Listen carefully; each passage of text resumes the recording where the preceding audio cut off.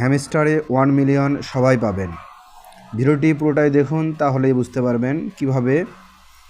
প্রথমে